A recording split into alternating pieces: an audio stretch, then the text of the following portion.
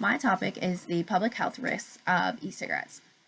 According to the Center for Disease Control's 2020 article, Smoking and Tobacco Use, about 1 in every 20 middle school students reported smoking e-cigarettes in the past 30 days. E-cigarettes pose a significant risk to public health. If you smoke, if you know someone who smokes, or if someone around you smokes, then this issue is relevant to you.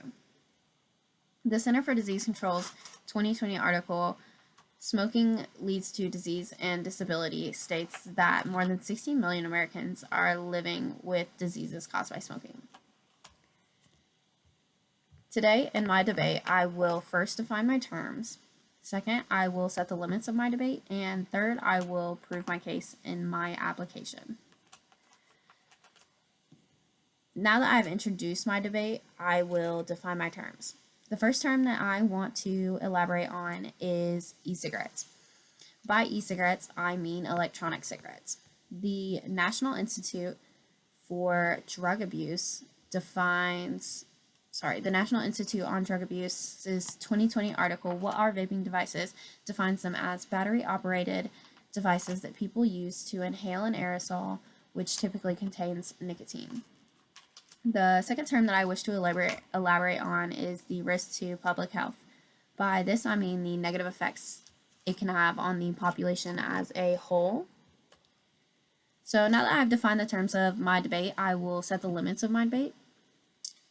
I will allow arguments to be presented about the negative effects that smoking can have on the brain, the negative effects that it can have on the body, and the effects of these aerosols that are being released by these e-cigarettes can have.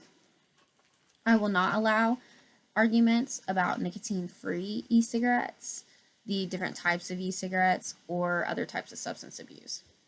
Now that I've set the limits of my debate, I will prove my case in the application. I have 3 major points to support my claim that e-cigarettes pose a significant risk to public health. The first of those is e-cigarettes negatively affect brain functioning and emotional stability.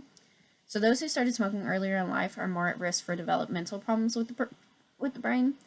Lana Gordon, in her 2019 article, Vaping What You Need to Know, states that vaping puts nicotine into the body. Nicotine is highly addictive and can slow brain development in teens and affect memory, concentration, learning, self-control, attention, and mood.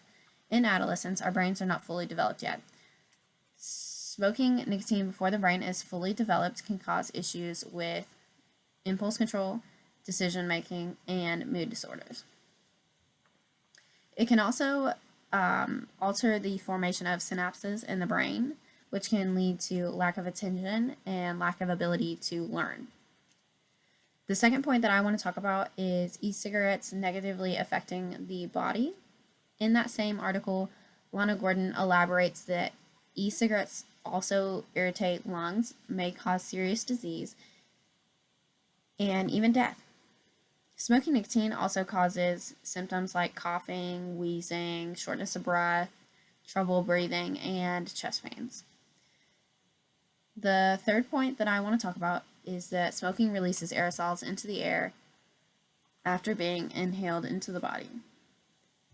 These vaping devices contain a number of unknown ingredients. Among these are nicotine and ultrafine particles that are being deeply inhaled into the lungs.